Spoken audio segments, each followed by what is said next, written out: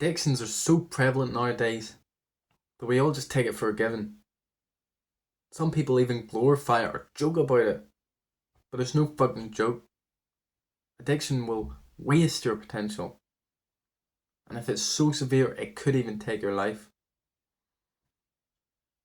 I've had a few addictions over the years. When I was younger, I was so addicted to video games. I have thousands of hours in video games. I remember so many times that when I wasn't allowed to play games or maybe my friends wouldn't come on, I'd get so upset. I'd get angry. I'd be in tears. And me being young and stupid, I seen no problem. I was also addicted to drugs and alcohol. Nothing in particular, I just felt like I needed to get high. I liked getting high. At least that's what I thought back then. That lasted about 3 years, give or take. And then I've been addicted to porn and masturbation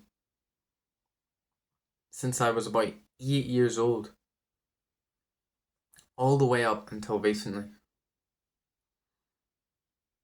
Now, addictions, people will argue all the time, this one's worse than that one, drugs are the worst. I guess they can be because it can create the physical addiction, but we're all unique. So our weaknesses, our addictions, they're going to be unique as well. We'll all be drawn towards different things. For me, for example, I quit drugs relatively easy. A few months, like 4 months, 5 months, I was completely sober. And I didn't touch a fucking drug. Didn't drink again. But masturbation took me months and months just to get 2 fucking days in a row without winging. 2 days. Obviously, it's because I was doing it from such a young age and it had been completely ingrained into me. But it just goes to show how things, just because they seem easy for you, for the next person it could be hard to break.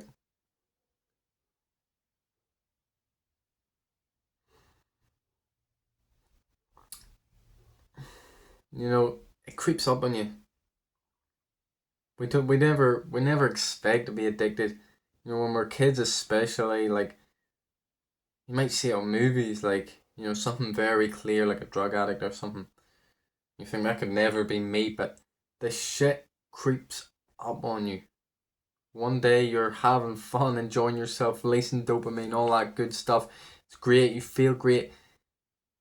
And within a fucking flash, you're full blown addict. This was so clear to me on drugs. Especially at the start, because I used to always say to myself, I would always fucking say I would just drink and smoke.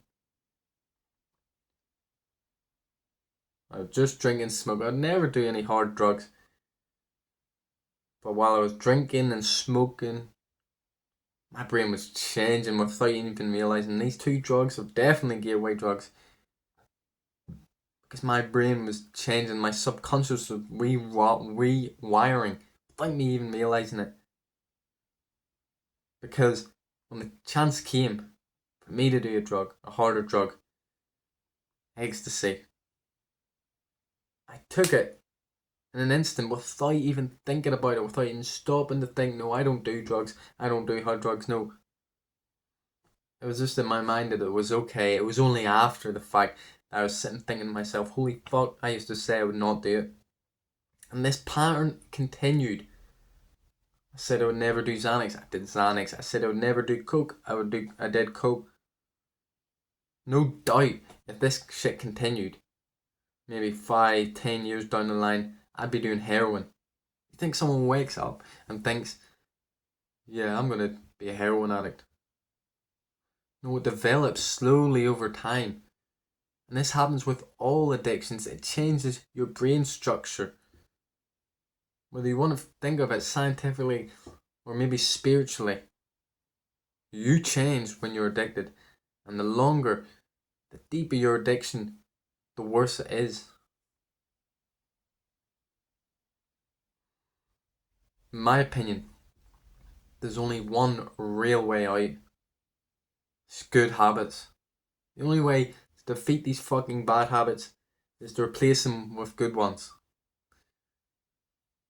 Things like exercise, which has so many benefits, helps you love yourself and your life far more, builds gratitude, especially if you really focus on getting in shape and getting a body that you enjoy or that you love. But it doesn't really matter what you're doing as long as it's something you enjoy, some kind of exercise. And don't say you're not an exercise person. There's something out there for everyone. Even me, I love the gym, right? I hated it at the start. I remember when I was about 14, 15, I used to train with my dad and my twin brother.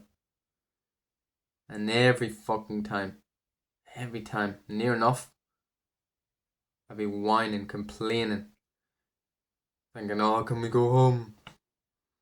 How long left, Dad? All this bullshit, because I was just grumpy and ungrateful.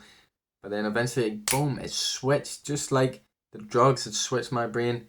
This too had switched my brain. And I fell in love. So you just need to stick at it. But exercise is a must. There's the 12-step program, and I don't know what all these stuff involves. There's lots of ways that people have out there to quit addictions, quit drugs. But for me, this is what worked. And for me, I could have never done it if I hadn't been exercising. Meditation too helps so much because people think about meditation as just this relaxing thing. Yes, that's a part of it. That's a good benefit of it. But the real core of meditation is about creating this gap between your thoughts, your feelings, and you, the real you. We all are convinced that this voice in our head is us, but it's not. And when you live like that, when you live attached to this fucking noise in your head, it's not going to take you where you want to go. It's going to take it wherever the fucking whims of your brain goes. You know yourself, you have some weird fucking thoughts, some strange thoughts, some bad thoughts, maybe some good thoughts. You need to learn to just see them and choose them. Think, oh yeah, that's nice, I'll entertain that, or see one thing, no thank you, and move on. And reading is so important. It doesn't matter if it's non-fiction, fiction. The thing that matters is that you enjoy it. Again, people will say I'm not a reader, I don't enjoy reading. But it's just that you haven't found the right fucking book, the right type of book. Trust me, I was the same. I was in school and I used to hate reading, or convinced myself I hated reading, because we were forced to read and we were forced to do all this bullshit, essays, pet kettles, and whatever. But then I was so bored when I was doing drugs. I'd be sitting in this exact fucking room, doing nothing, not even watching some bullshit shows or anything, because it was all boring. All I wanted to do was get high. So I thought, fuck it, I'll try reading, and I fell in love. And since then I've been reading almost every day. But at the minute I am reading every single day. Now journaling, I don't journal personally, but a lot of people say it's good and all that. If you want to try it, it might help. But the final one that's so fucking important, socializing. You need to get out there and socialize. Now, if your fucking so-called friends are all fucking playing video games, doing drugs or whatever, doing the thing that you're obviously trying to quit, fuck that, you're better off alone.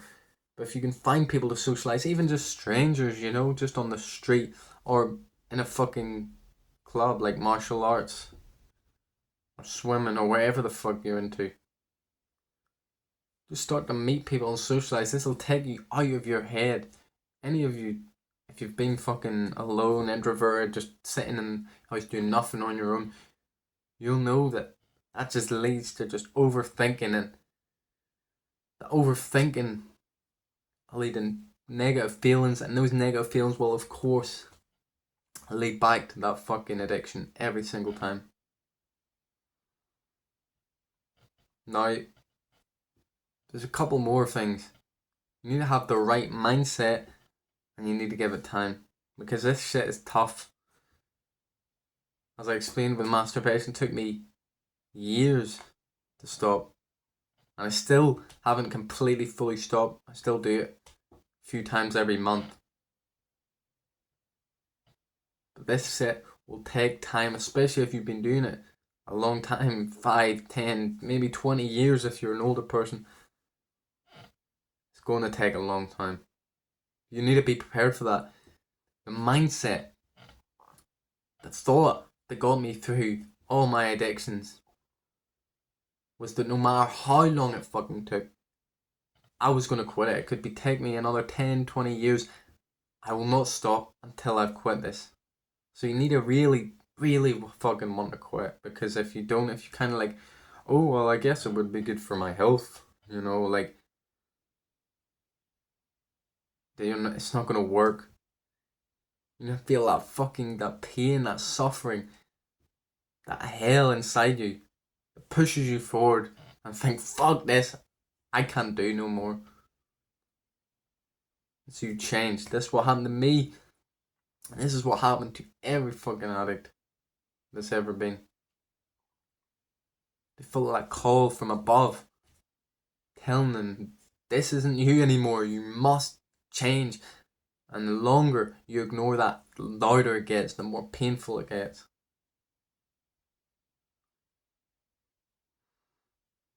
A good way to try and quit is to track it. Just like in the gym, you need to progressively overload. In a month, track how many times you do this certain addiction, how many times you relapse. And each month try and lower and lower. It also keeps you accountable. Because when you fuck up, you have to write it down. It'd be great if you had someone else who you could tell, hey, I just fucked up. This month, I fucked up 20 times. Or whatever.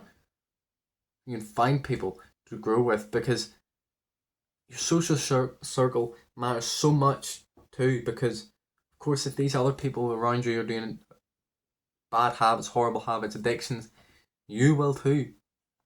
If I never went out with those friends that I used to party with, I wouldn't have partied, even though I wanted to. Before I met them, I was wanting to go out, and because all the other kids were doing it, and it seemed like I'm having a good time, I wanted to do it. But if I never met these people, I would have never done it. At the end of the day, maybe I would have, but I doubt it. Now, one more thing. Fucking up, relapsing is not the worst thing ever. It does feel like it. It will feel like it. And you know what that is? That's good. Because that's a fucking reminder. Every single time you get that horrible feeling, that's a reminder of why you need to quit. I like to think of relapses as God or the universe helping me out, letting me know that I'm on the wrong fucking track here. Because when you relapse, it's not an isolated thing. It's not like it just happens. You fucked up that day. Maybe your thoughts were off. Maybe your feelings were off. Maybe you were being negative to other people, so you felt shit. Maybe you're thinking about your addiction all day. Maybe you're hanging around the wrong people.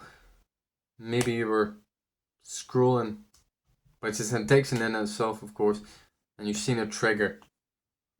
Whatever it is, every single time you need to fucking take notice and try and figure out what's going on. Why am I relapsing?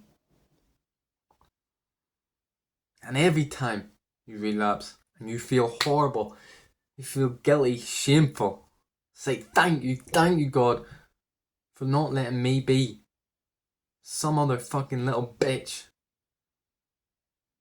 who's addicted to some substance. Can't even see the problem that he has.